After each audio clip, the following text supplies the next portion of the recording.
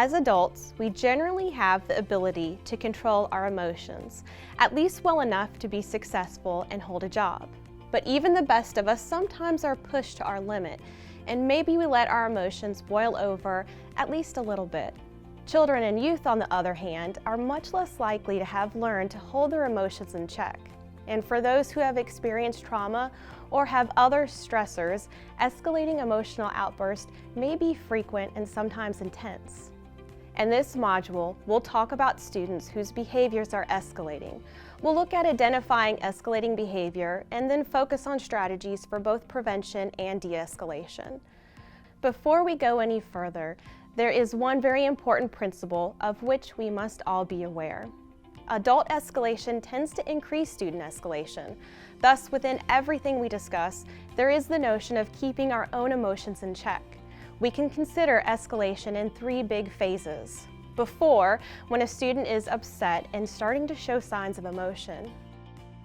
During, when it's really firing up and emotions are at their peak.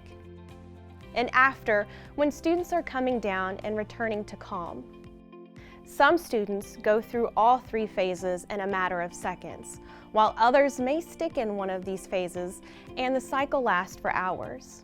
Of course, our most effective interventions are in the form of prevention, not letting the escalation get started in the first place. But once an escalation begins, we need to quickly assess and respond. There are some basic signs we can look for to identify where students are in this sequence. It's pretty easy to identify a student who is escalating. You'll see their emotions elevated and their actions are more impulsive than calculated. What's more challenging is identifying students whose escalation is just beginning. As we assess our students, there are some telltale signs of escalation. But remember, not all students escalate in the same manner. While some may escalate upward with increasing aggression, others may escalate downward with increasing withdrawal. I had a student, I could sense it on her. She would be a perfect student one day and then the next day she would not. And the way I could sense it in her like jawline and the way that she would look at me, and I could sense like, okay, something's about to happen, and I would like kind of try to mentally prepare myself like, okay, so this is how we're gonna evacuate the room. This is the phone that I'm going to call, because like there was nothing you could stop. She would just stand up and I'd be like, game on, here it comes. I'd be like, we all gotta get out, let's go. And then she would just like knock over one chair and then walk over and knock over another chair. And then she would start walking over other students and kicking them and hitting them and things like that. But I could sense it on her, just like her, almost just the energy coming off of her. I could sense that an escalation was coming, and I knew like I did not have it in my power to necessarily help her because of the different disabilities that she had, but it was like I could just sense it on her, and I knew something was coming. Here are some basics to consider when assessing students. First, think about appearance. Students who have been triggered by something or someone tend to change their outward mood and appearance. Typically, students' first sign of change for both upward and downward escalating will be that their face shows that they are distracted and unable to focus on the task at hand. Along with this is often a look of anger, simmering frustration, or an inability to focus on anything but what is currently in their mind. At this phase, our best response is to attempt distraction or redirection. It might be as simple as, hey, what did you watch on TV last night? To get their mind off of what triggered the frustration. Or something more direct, I could use your help with this. In either case, the idea is to break a chain of thoughts that leads the student to escalate. Once a student progresses into an escalation, where he or she is doing and saying things that indicate an escalation of their emotions and behaviors, our focus changes from distraction to safety.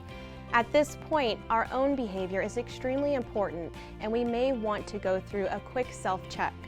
A good first thought is with regard to having our own emotions in check.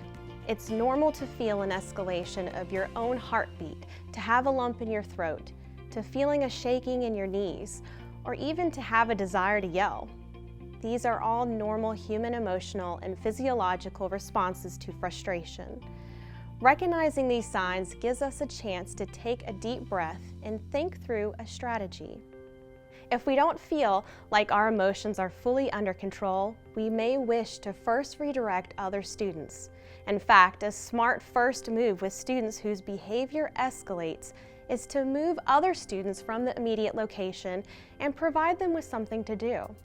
This helps to take away an audience and also gives us time to focus on controlling our own emotions. Part of your decision moving forward may have to do with your own history with the student. Sometimes the escalating student might be one with whom we feel like there is a connection and we can talk them down. But other times the student may be one with whom we simply seem to escalate one another. There's no shame in passing responsibility for the student off to another adult. This is not a sign of weakness or an inability to deal with the challenging students.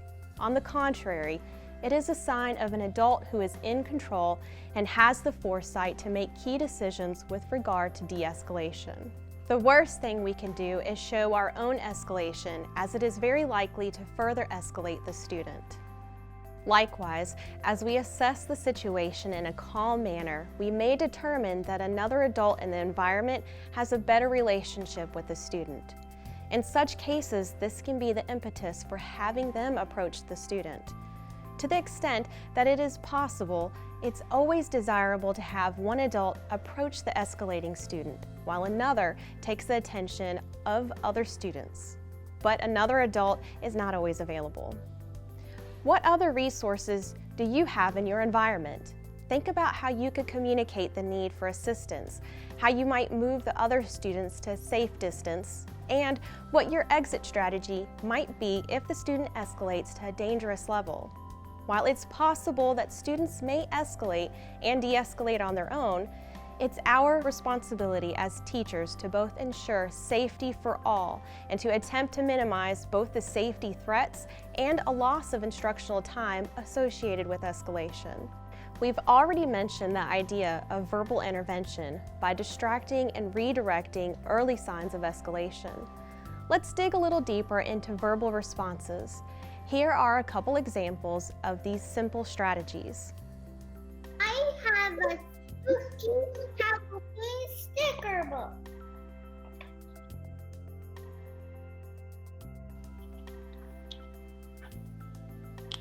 Hey Parker, what kind of computer do you have? It's just a Chromebook. Oh, a Chromebook. Okay, well, it works really well. You look really clear on my screen. Yeah.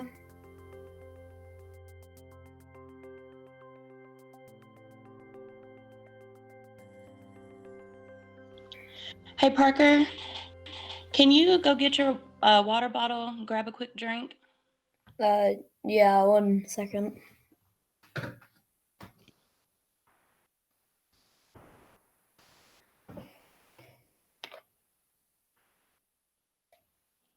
Thanks, Parker. I appreciate that. It looked like there was part of the assignment that maybe you were finding a little more challenging than the rest. Can you tell me what that was? My guess is some other folks probably found it challenging too. Maybe I can explain it a little clearer. In the first version, the teacher simply provided a distraction by asking the student what type of computer he or she had. But in the second version, the student appeared much more frustrated and the teacher provided a redirection, asking him or her to actually perform a very basic task. Note that the task seemed relevant and ended with a second request, more focused on the lesson. The idea in both cases is to get the student's mind off of whatever has triggered escalation. Of course, verbal responses all involve us speaking to students who are escalating. With each strategy, the key is keeping it cool and calm. We're the adult and we can't allow a student to control our emotions. Because we're doing virtual instruction now, what I do with my students, if I feel like they're getting escalated, is I will try to bring up, something personal, like ask them how was their soccer game the night before, or maybe how's their sister doing if I have taught their sister before, just trying to get their mind off of things and just something personal that I know about them. How was their video game that they... Something else that I think just because of how my mind works, that I could transfer to virtual learning is coming up with creative questions or things, you know, when they are having to log in and take attendance. I've seen several other teachers who have these real creative ways where I'm just, hey, just tell me you're here. Letting the students, hey, what's some great ways, you know, to make this more interesting, and then turn it into submitting questions or, you know, conversations in terms of that. So that, hey, I'm turning it back on you because I'm really struggling. So now you all have the responsibility, so. We don't see it this way, but it is almost, it can be easier to do that in a virtual setting. There are no limits that a traditional classroom had. So you can have comfy shirt day. You can have, you know, favorite hat to wear. Again, as long as you follow certain protocol. But you can say, you know, everybody brings something special that you have, and we're going to take, you know, this week and do a 5-minute segment, and you're just going to brag about yourself. I mean, there's so many avenues that you can reach out to that's available in a virtual setting that's maybe not available in a classroom. Well, and I think that it makes it easier to normalize. What you were talking about earlier, how you felt early in your career, you weren't supposed to show students your emotion, that because we're all in the midst of so much that sometimes you can't do anything but show emotion. And you know what? Today's really hard, and we're just going to talk. And I don't know if you are feeling that way, but this is how I'm feeling. So we're just going to talk. And it's becoming that situation where we're able to say, yes, this is really overwhelming for me, or yes, today was really frustrating because this is what happened. So we're getting to have those conversations and open ourselves to other possibilities. Going back to self-assessment, think about how to keep your voice tone low in both pitch and volume, and to speak slowly and deliberately. Increasing volume, high pitch, and quick speech are all signs of escalation and will be unhelpful. Early in a sequence of escalating behavior, it's okay to use a slightly louder teacher voice as you are simply talking to the student as you normally would.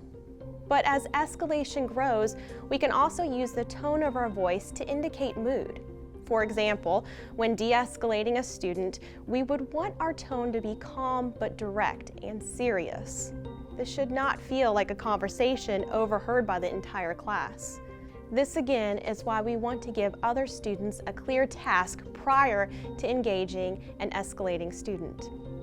Okay, everybody, we are going to wrap up for today. For your last assignment of the day, you're going to write 3 sentences about what you've learned about the Civil War, 3 important things that you are going to remember, and we'll discuss those tomorrow. So I hope you all have a great afternoon, and make sure to get that done. I'm looking forward to seeing what you write. Thanks so much. See you tomorrow. Bye. Hey, Alexis. Thanks so much for agreeing to check in with me after class today. How are you doing? I don't get this. It sucks. I hear you. This has all been really hard. I'm sorry you're frustrated. Can you try taking a deep breath with me? Just breathe in nice and slow and let it out slowly.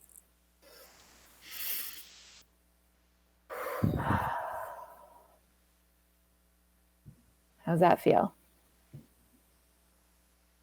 Okay, I'm here with you. We're going to work it out together, okay? You got this. The teacher in this example noticed that the student was distressed and first made sure that all the other students were busy before talking to the student.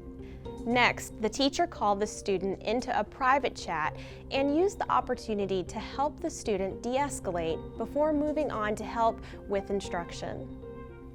It's hard to describe what a genuine and caring demeanor looks and sounds like, but we want the student to feel like we're not judging behavior or being impatient. The message is that we're concerned for their welfare and want to help. Once students begin to de-escalate, it's still important to maintain this same demeanor. Move to and then away from the student on a frequent basis, thanking him or her for compliance. As appropriate, it may even be effective to say that you are impressed with how the student was able to regain control.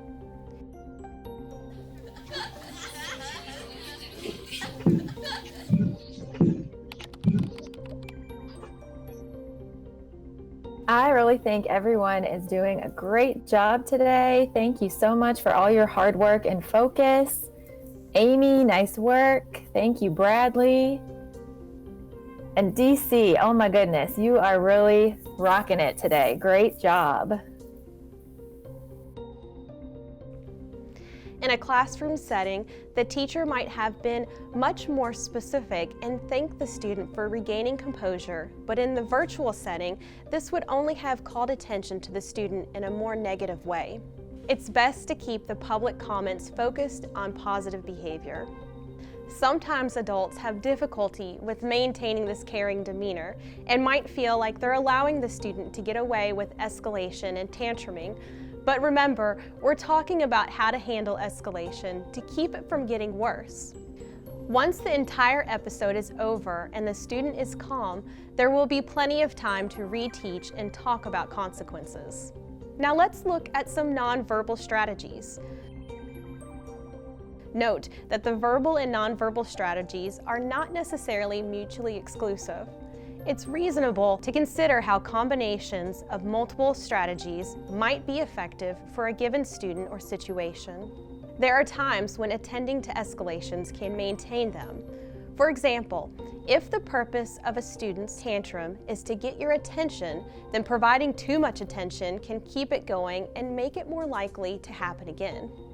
While we never completely ignore students because we're pretty good at seeing them out of the corner of our eye, we do sometimes make use of something called planned ignoring.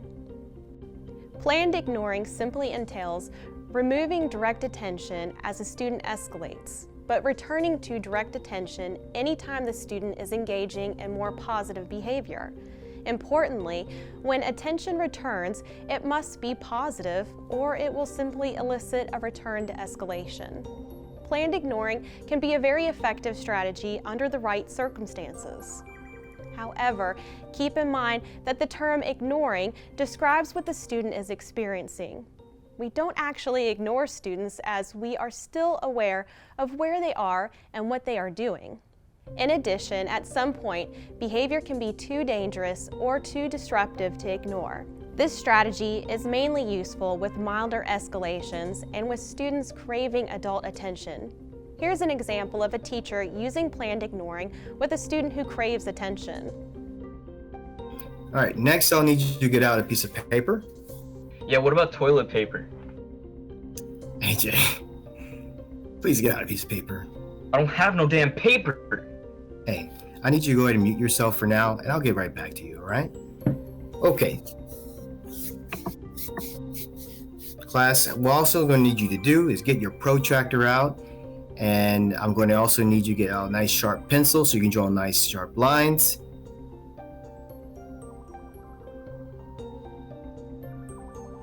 And how about if we all take 5 minutes just to get our book open to page 86 and get started on the first problem.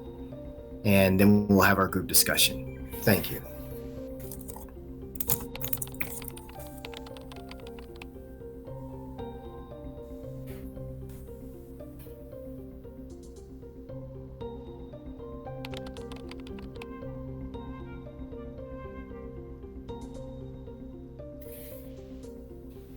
Okay, thank you all for getting your books out and turning to page 86. Go ahead and get started with the first problem.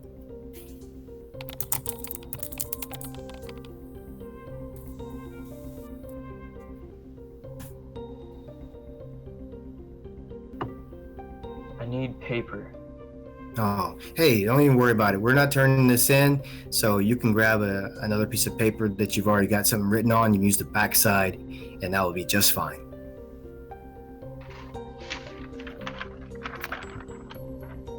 Excellent. Okay, class, we're going to get started with our discussion. Note that the teacher ignored the students' faces and what appeared to be an emotional outburst on camera.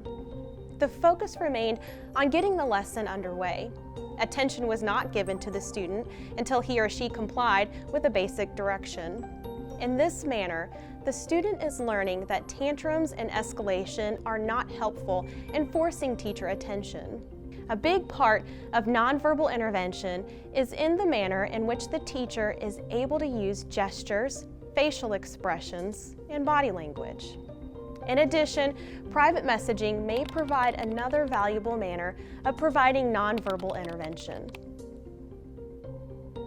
Likewise, we want to avoid any menacing postures that might be perceived as challenging. Puffing our chest, grimacing or growling, or getting in a student's face are all things to avoid. Instead, we should approach slowly, stand partially sideways to the student, and bend over to be at the same level, and talk privately as much as possible. The big idea is to remove all perceived challenges so that the student begins cycling down instead of up. When in the classroom, we have many more options for redirecting students in a nonverbal manner. We can walk by, touch, or even blink the lights as a cue to begin a calming routine. While our options are more limited in virtual learning, there are still some effective strategies. Perhaps the simplest strategies involve a signal delivered to an individual student or even to the entire class. For example, in classroom, a teacher might clap loudly 3 times and expect a full class response, or begin a song that the students finish in unison. While in virtual learning, this same logic can be applied. The teacher can clap loudly near the microphone or have some other manner of getting all students' attention. The idea is to create a reset where everyone stops what they are doing and turns their focus to the teacher. With individual students, the same logic can apply. We'll want to teach the student a very specific cue and how it should signal a calming process or routine.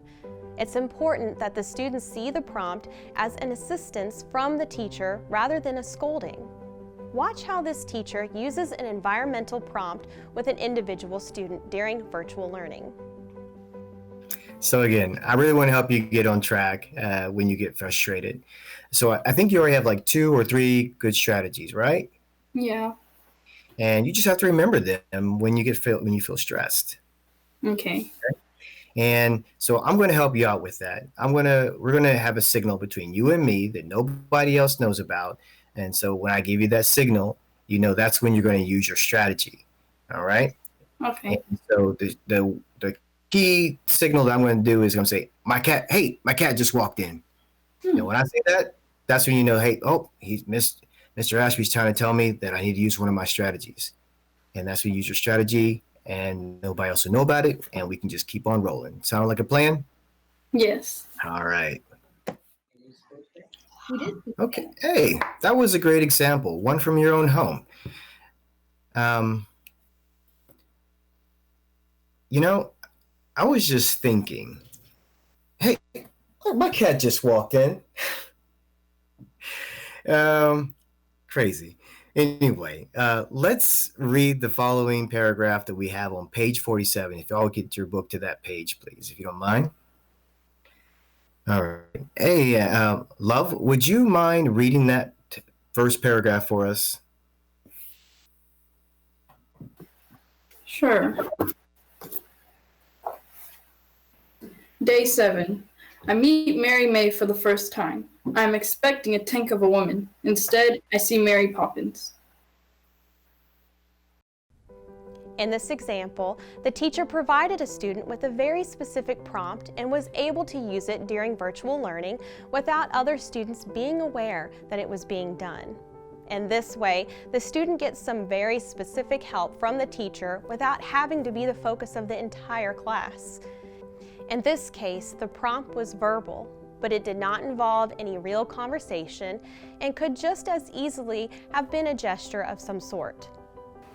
Well, children love pets, and we all have different pets. Some of us have dogs, some of us have cats, some of us have hamsters, and they love to see your pets. So if you have a trained pet or if you have a hamster cage, you can train your pet to come, and then if you need to, you can introduce your dog or your pet into and pet your dog, and like, anybody want to say something to my dog, to keep the mood calming down, or, oh, here's my hamster, and pick up your hamster and start petting your hamster, and ask the kids, can you help me pet my hamster? And depending on the age, of your child, of your class. So there's many ways you could use your pets to bring them into your classroom. One final nonverbal strategy involves helping the student to work through some sensory issues that can accompany and even perpetuate escalation. While some students have sensory issues requiring specialized interventions, sensory strategies can be effective with a wide range of students. The big idea behind sensory strategies is that frustrations often have somatic connections, and changing stimulation of the physical body can have an effect on emotions. Again, sensory strategies can be very specific to individuals, but some generic examples include bouncing a therapy ball, listening to music or calming sounds, stress balls, fidget spinners, and other stimulating physical activities. So remember, you will be asked to write a story of your own, and you'll need to think about your voice in the narration. So think about how you'll do that. Are there any questions? It's been a while since we've done a brain break. Let's take one now. So everyone push back away from your desk some and shake out your arms. All right, now tap your finger in your palm exactly 10 times. 2, 3, 4, 5, 6, 7, 8, 9, 10. Very nice. Okay, Ruby, name one favorite TV show. My favorite TV show is called The Amazing World of Gumball. Oh, my daughter likes that show. Okay, I want everyone to think of that show, think of what it sounds like, the characters, what it looks like. All right. Etten, what is your favorite fruit? My favorite fruit's pear. Ooh, a pear. Okay, everyone hold up your hands. And we're going to feel the pear. I want you to smell it. I want you to look at it. Really picture yourself holding the pear. Pretend you're holding it. Nice work. Okay, now please stand up and put your hands in the air. And bring them down. Well done. All right, so everyone have a seat. We're going to move forward. Nice work. One of the keys to using sensory strategies is to get students using their bodies and minds in ways that are different from the academic focus. Notice that the teacher asked for movements, touching, and imagining in a number of ways. I think music often helps kids get their brains off of whatever is upsetting them, whether it's current music, current appropriate music that they would like, or whether it's some sort of calming, classical something to bring them down. But I think music, a lot of our kids really can grasp onto music and think about something different. I love sensory de-escalation because if you allow them to go get a drink of water or put water on their face or even put it on their pressure points, like on their wrist, it's a great way to break that escalation cycle. And it's something that they don't always think about because they always think about, well, I'm going to take a deep breath or, sometimes they'll hug a pillow, but those are ways that also bring other types of senses into it. One that we've talked about is cinnamon or sucking on a fireball. No, not that fireball, but the fireball, the cinnamon. Those are great ways for kids to really de-escalate. And that cinnamon really brings in the senses in a new way, and it's great for the kids.